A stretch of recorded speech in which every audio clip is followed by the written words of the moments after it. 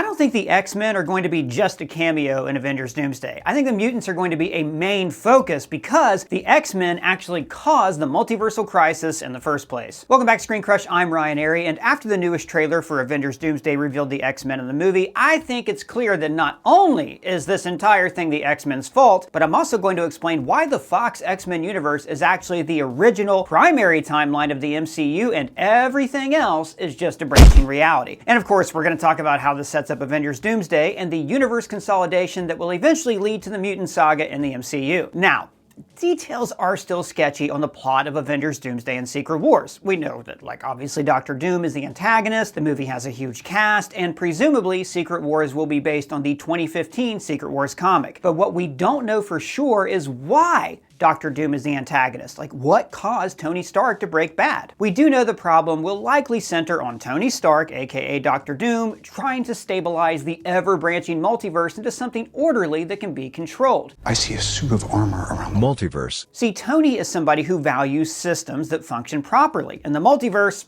total freaking mess. In the show Loki, we saw Loki make the decision to preside over these infinite branching timelines, creating a huge multiversal tree. So this means that there are infinite possibilities for more chaos and destruction. And the multiverse saga has been full of chaos and destruction. We've seen entire realities threatened by a single individual. Spider-Man, Kang, Doctor Strange again, and of course, Doctor Strange, not to mention this other Doctor Strange. But the big threat in Doomsday is probably going to be incursions. In the comics, incursions happen when two universes are about to collide. If you destroy one of the Earths in that universe, then both universes survive. And if you do nothing, then two universes will die. So in Doomsday, we think that Doom is going to be snuffing out bothersome universes that have created incursions. But more importantly, he's going to try and reshape reality, and that is why the X-Men universe is so important. And I think that this is the original Prime universe and that the X-Men have caused all of these other realities to branch and cause problems.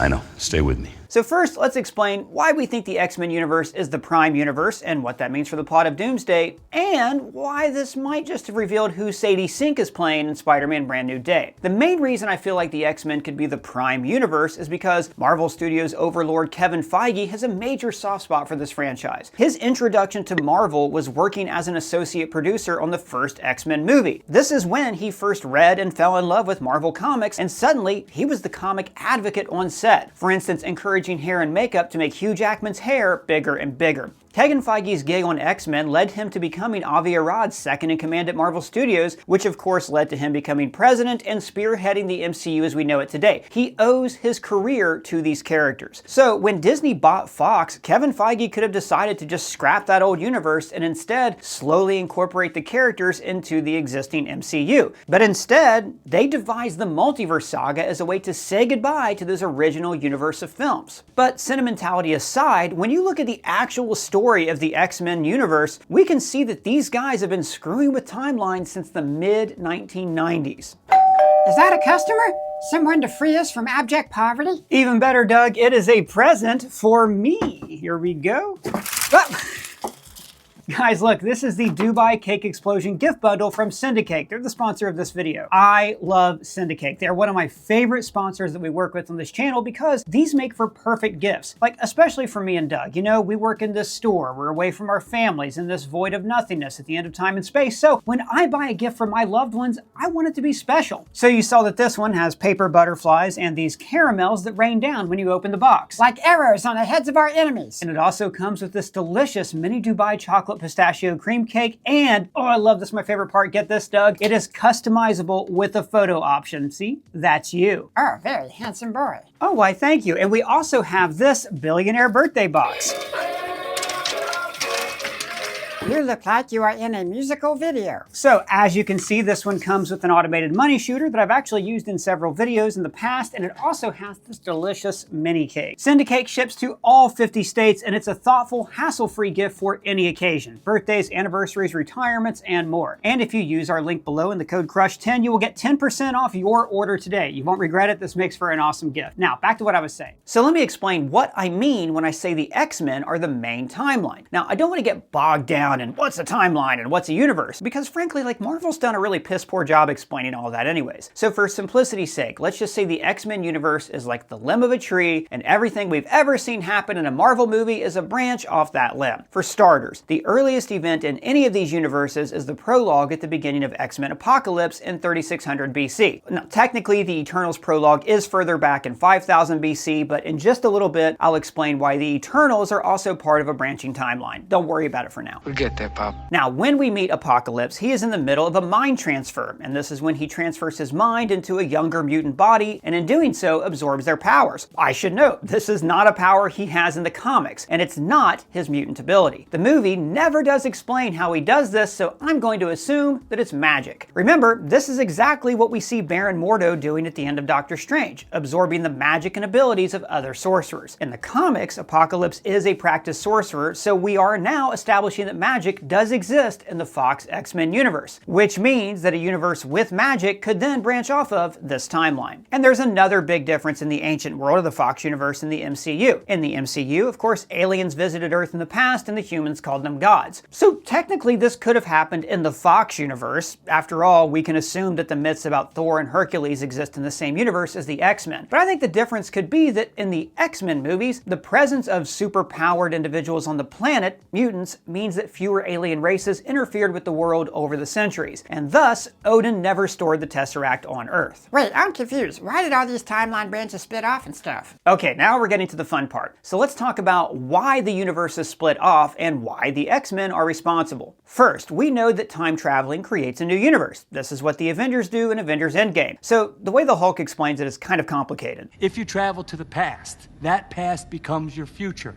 and your former present becomes the past. Basically, when they travel back in time, their actions are creating a branching timeline. And in the X-Men universe, characters time travel a lot. So let's start with X-Men Days of Future Past. In that movie, Kitty Pryde has the ability to send someone's mind into the past. And this is just another form of dream walking. Now do you say what now? So in Multiverse of Madness, we see that you can use the Darkhold to send your mind into the body of yourself in another dimension. Exactly what Kitty does for Logan in this movie. So dream walking in a way causes a branching reality, and in Multiverse of Madness, we learned that dreamwalking also causes incursions, and dreamwalking can destroy an entire universe. And actually, this is true pretty much anytime somebody travels to another dimension or creates a branching timeline. They almost always end up destroying another universe because they are creating an infinite amount of chances that something will go wrong and an incursion will occur. So, in Days of Future Past, in the far-off future year of 2023, Earth is a dystopian hellscape. So the X-Men send Logan into the past to fix it, and then the movie ends with him in the middle of a super mega happy ending. Jean and everybody else in the school are alive. But Logan remembers everything from the old timeline because he is a Nexus being. Remember, a Nexus being is the person who interferes with the natural flow of time and creates a new universe. Similar to when Loki stole the Tesseract in Avengers Endgame. He was the Nexus being for a new reality. So Logan is the sole reason this new universe exists. And because of that, when he dies in the movie Logan, it causes this branch to erode, like we heard about in Deadpool and Wolverine. An anchor being is an entity of such vital importance that when they die, their whole world slowly withers out of existence. So that's what that means. Exactly. So that's just the chaos caused by one time-traveling incursion. So I want to quickly address like retrocausality here because it's important. So retrocausality is like the Back to the Future rule of time travel, that when you travel to the past, it affects the present. That's not how time travel works in the Marvel movies. Instead, when you time travel, you create a branching reality. But the characters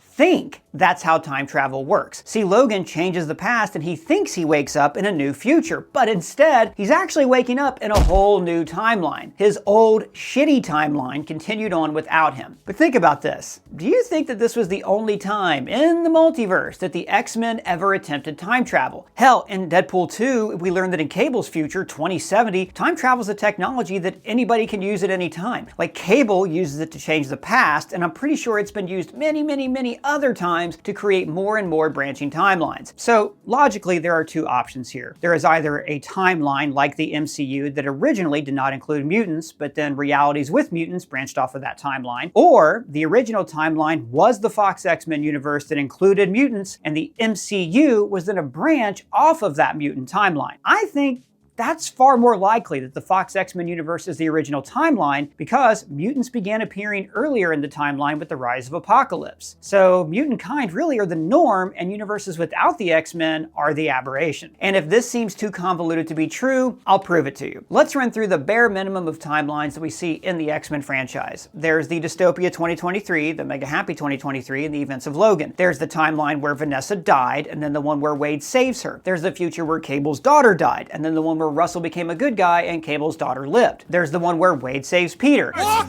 away! Just walk away! And he also kills the original Deadpool. Hey, it's me. Don't scratch. And right there, that should tell you that this is a branching timeline. The Wade Wilson in the X-Men Origins Wolverine movie was a young man with his abilities in the 1970s, but in the Deadpool movies, he doesn't get powers till the 2010s. Wade also travels to a totally different universe to kill Ryan Reynolds, and he might have killed baby Hitler. But, and this is important, if he would have killed this baby, then this totally changes Magneto's life and the story of the X-Men movies. The prologue of the X-Men then doesn't happen, Eric is not raised in a death camp, and Shaw does not become a threat, causing Xavier and Magneto to meet. So, this is also clearly a separate universe from the rest of the Fox X-Men films. This is because Wade is creating branching realities every time he time travels. We're definitely naming our kid Cher! But even more importantly, there's the time travel in X-Men the Animated Series. In the episode Remember It, we see the Watcher in the Sky, which canonizes this show as part of the same Marvel multiverse. And both the animated series and X-Men 97 feature a lot of time travel. In X-Men 97, Cable tries to stop the massacre in Genosha, but this is likely trying to reverse what the Ancient One called an absolute point in time. Her death is an absolute point in time, unchangeable, unmovable.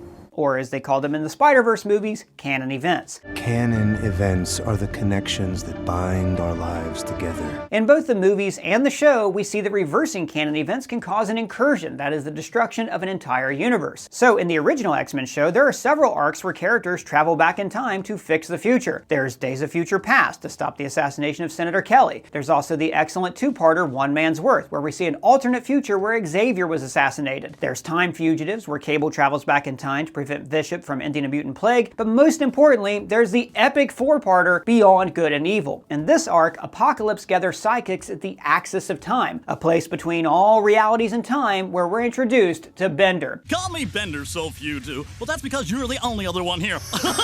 But it turns out that Bender is actually a Mortis, and that is another identity of Kang the Conqueror, proving that Kang also exists in this universe. In fact, this could be the original Kang, and this fortress at the Axis of Time could later be remade into the Citadel at the End of Time that we saw in Loki. After all, that fortress was fused together from some kind of existing structure, as noted by the Kinsuki lines here. So those are just the multiversal branches that we actually know about from various movies and shows. But what about all of the other times that people interfered that we never saw on screen? I think that these are the time travel trips that actually created the MCU as we know it. But before we get into the timeline split, I want to remind you guys that we have some great new stuff for sale at our merch store. We have classic Doom parody merch like the I Hate You 3000, my favorite, the Doomsday celebration at Latveria Castle, and Tony Stark granting life to Ultron. There's also great X-Men merch like the Remember It tribute to Gambit, LFG, and many more. We're always designing new merch for you guys, and if you go to our store, you can become a member to earn rewards and get free stuff. Links are below. So now, let me address the Eternals. In that movie, we learned that the Celestials have impregnated Earth with a baby, and then they send the Eternals to guard that baby from outside threats. The same thing actually happens in the Earth X comics, except the Celestials also experimented on humanity and then gave them a special gene that allowed them to develop superpowers. This is called the Celestial gene, and it is why mutants exist in the comics. Basically, so superpowered people can become like antibodies to defend the Celestial baby from being destroyed by Galactus or other threats. So, in the MCU, let's say that some future time traveler wanted to get rid of mutant kind. They would travel back millions of years and kill off all of the early humans who had that Celestial gene. Boom, no more mutants. But this would mean that the Celestials would have to devise another way to protect the planet, then sending the Eternals to fight the Deviants. This would also mean that the gods, like Odin, would then take a greater hand in the events on Earth, and they would leave the Tesseract behind in Norway, and of course that one event is the catalyst for most of the MCU's history. What do you mean? Well, the Tesseract led to Hydra's rise, and there's a great theory that Howard Stark used the energy of the Tesseract to create his initial arc reactor, which Tony later miniaturized and used to become Iron Man. Without the Tesseract, there is no Loki invasion of Earth, no Captain Marvel, and Earth largely gets left alone by extraterrestrial forces, which would explain why, in the main Fox X-Men timeline, we don't see those events occur. Hell, it could even be that there was a Red Skull and Hydra in the main X-Men timeline, but we never see them because Sebastian Shaw and other mutants took care of them pretty quickly. It's also important to remember that there are timelines where mutant characters do coexist with the MCU heroes. For instance, Xavier is in Universe 838 in Multiverse of Madness, and numerous superheroes cameo in the X-Men cartoon. There's even entire episodes devoted to crossing over with Spider-Man and Captain America. And there's also mutants in the main MCU 616 universe, remember? Kamala, there's something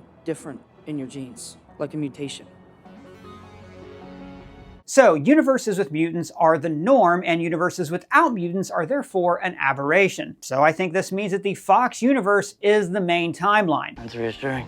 Which means that all of these problems that we're seeing were initially caused by the X-Men. What are you doing? And that brings us to Avengers Doomsday, the Phoenix, and Sadie Sink's mystery character in Spider-Man Brand New Day. So, in the past few videos we've made, we've talked a lot about how Doom wants the kids. It's your kids, Marty. Something's gotta be done about your kids. The first teaser introduced Steve Rogers' baby, a baby that is born from the people of two universes, the original Steve Rogers and a variant of Peggy Carter. The next teaser centered on Thor being separated from his daughter, Love. And remember, Love also has godlike powers given to her by Eternity. And we've already seen Dr. Doom showing his face to Franklin Richards in Fantastic Four First Steps. And that kid is so powerful that Galactus thought he could take over his job. You don't need a family, kid. You got a job here. Now, a couple weeks ago, our own Colton Ogburn wrote a great video about how the X-Men could figure into all of this. Doom could be after Rachel Summers. Who's that? So in the comics, Rachel Summers is the daughter of Cyclops and Jean Grey from an alternate future. In addition to being an incredibly powerful telepath and telekinetic, she is also host of the Phoenix Force. Now, do you say right now? Alright, so there have been a couple movies about the Phoenix that really sucked, but the Phoenix Force is at the center of one of the greatest X-Men stories of all time, the Dark Phoenix Saga. The Phoenix is a cosmic entity that represents destruction and rebirth, like it can eliminate entire star systems in seconds. It attaches itself to a host, Jean Grey, and drives her insane. Now, the Phoenix has also gone on to basically be hosted by every other character in Marvel Comics at some point. Now, in X-Men 3, they call the Phoenix just another personality inside of Jean. But in the alternate timeline prequel, X-Men Dark Phoenix, we see that it is an actual cosmic force that attaches to her. So I think that in Doomsday, Jean will be dead because Famke Janssen has said she's not in the movie. But the Phoenix Force is attached to her and Scott's daughter, Rachel. Doom takes Rachel, which is why Scott is so pissed off in the trailer. We even see the legs of a Sentinel in the trailer, which, as we've theorized, could actually be a member of Doom's Iron Legion. Or Tony Stark hacked the Sentinels and ordered them to wipe out the mutants and take Cyclops' daughter. Why does Doom need the kids? Well, again, we covered this in another video. Well, I don't always pay attention. That's okay. So basically, if Doom's ultimate goal is to reshape the multiverse into something singular and cohesive, then he needs the abilities of all these kids to create his new world. Kind of like Vecna in Stranger Things 5. But also, I wonder if the Phoenix Force is the key to all of this. See, what if the Phoenix was the original multiverse cleaner? Maybe this cosmic entity existed in part to destroy and fend off any encroaching realities that would threaten the main universe. So then Doom could use its power to burn away the multiversal tree, and then use the power of Love and Franklin to create his new universe. Why does he need a little baby? Well, Dr. Doom's all about magic, and every evil sorcerer has to sacrifice an infant to make their evil plans happen. So that could be why he needs Steve Rogers' son. And this brings us to Sadie Sink. Now, the marketing team for Spider-Man Brand New Day has really kept her identity tightly under wraps, but there are rumors she will have mind control powers and the Department of Damage Control is after her. This would lean into the idea that she is a mutant, and that in the mutant saga, the Department of Damage Control will be charged with finding and jailing dangerous mutants. Now, the smart money is that she is playing young Jean Grey, and that she will anchor the next saga's younger X-Men team. But she could also be playing someone from the multiverse, Rachel Summers, the daughter of Scott and Jean Grey. Maybe Rachel was sent into this reality so she could hide from Dr. Doom. Now, there are rumors that Sadie Sink is appearing in Doomsday and Secret Wars, and if she is the Phoenix, this would explain why Famke Janssen isn't in the movies. Already one Phoenix we have. Impossible to have two. Exactly. Now, maybe it's just too convoluted to take this street-level Spider-Man movie and then add in this dash of the multiverse, but it would make this film a direct direct setup to Avengers Doomsday, which Sony would love because it would be a huge boost to ticket sales. But what do you guys think? Who is Sadie Sink playing? Do you think the X-Men timeline is the original timeline, and is this all the X-Men's fault? You can let me know what you think down in the comments below, or you can find me on Substack at the link below, or you can let us know on our free-to-join Discord server. And if it's your first time here, please subscribe, smash that bell for alerts. For ScreenCrush, I'm Ryan Airy.